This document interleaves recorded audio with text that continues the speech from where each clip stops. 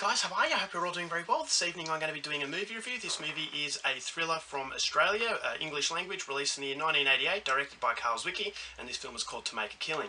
So To Make a Killing is about this young boy who's very successful in his school, in his studies. He's a straight-A student. He's everything that his parents wanted him to be, but he's not really what he wanted to be. So he feels a little bit trapped and he feels that his life is very boring. But all that is about to change one morning when three men break into his home and they don't realise that the boy is actually in this house, and so they make up an excuse saying that they're looking for a friend, that they're sorry they're going to leave. So they leave, but the boy realises that this is his opportunity for some eventful material in his life, so he decides to follow them.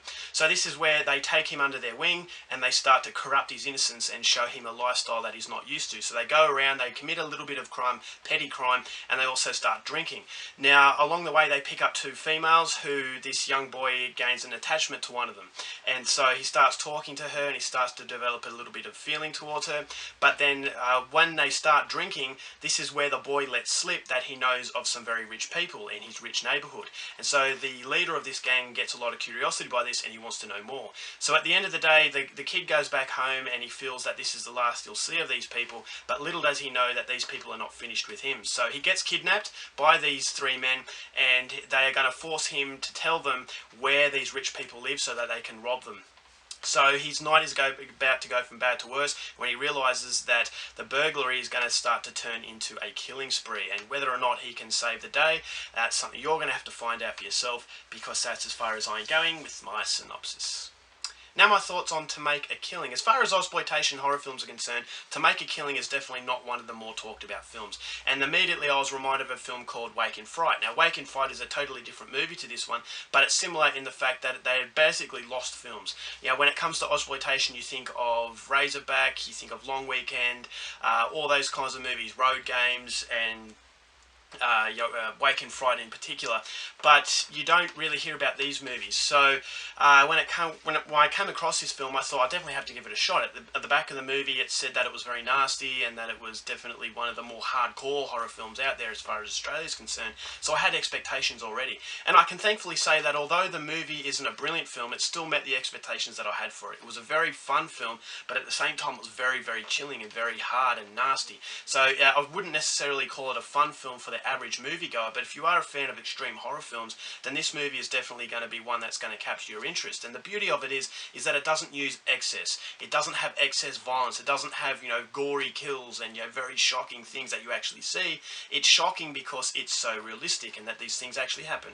And that the friendship between this boy and this man was very realistic. You felt that at the start it was a genuine friendship, but then you start to believe that maybe this man is manipulating this boy for his own good. So you feel that there is no goodness within this film and that all the things that you believe are innocent have a different motive to them. So, there are definitely more than meets the eye in this film, and usually it's for the worst. So it is a movie that is very nasty, very downbeat. It shows you the ugliness of humanity, and it's everything that an exploitation film does very well. And it's a social commentary also on, social classes and how corrupted a young innocent man can be, and how that can shape his life for the future, and that you've got other things as, decisions having an effect on other people, and how much of a domino effect that the decision can actually have, and how destructive it can be. And it just feels like a train wreck of a film, in that one mistake leads to another and then another, and it just all falls down around this boy's world, and you feel that he is deteriorating and he is starting to really regret the situation he's in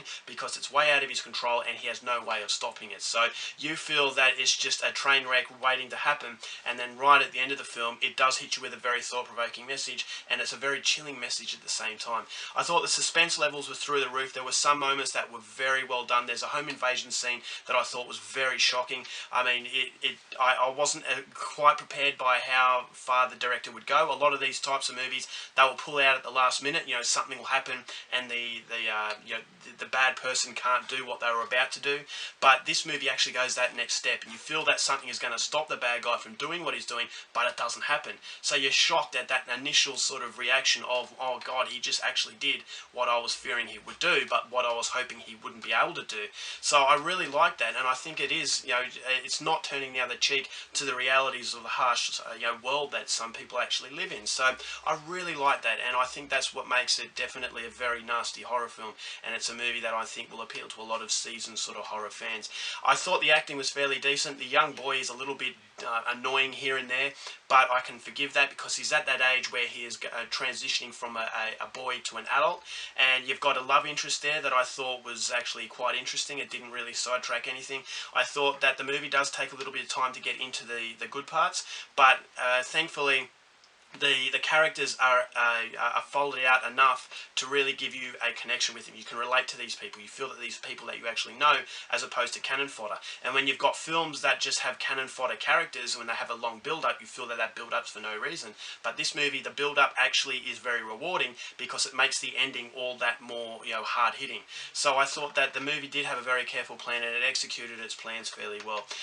Unfortunately, however, I think that this movie is not perfect. It does have its problems. Number one, I thought the soundtrack was horrible. It didn't match anything. I thought it was very corny. It was very cheesy, and it just felt like it was out of place. I thought that it really should have used a different soundtrack. And I also felt that the movie, it really did outstay its welcome right at the end. I thought that at one point, if it finished the film, it would have been a lot better, but it just continues to go on and on a bit, and it does start to get a little bit tedious, and you think to yourself, just end it right here, please.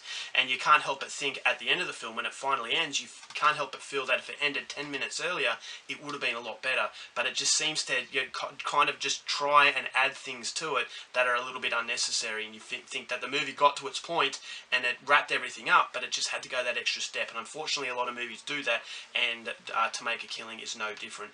But pushing all that aside, I still think this is one of the best Ozploitation films going around. It's an Ozploitation film that no one ever talks about, so if you haven't heard of this movie and you think it might interest you, I would definitely recommend it. I really enjoyed it, and I thought it was a refreshing change from the very restricted horror films where they're playing within the boundaries, whereas this movie tends to go outside those boundaries. So overall, for To Make a Killing, I'm going to give it 3.5 stars. Go out there and see it. Alright guys, that's it for my review. Hope you enjoyed it. Till next time, keep watching movies, and I'll see you later.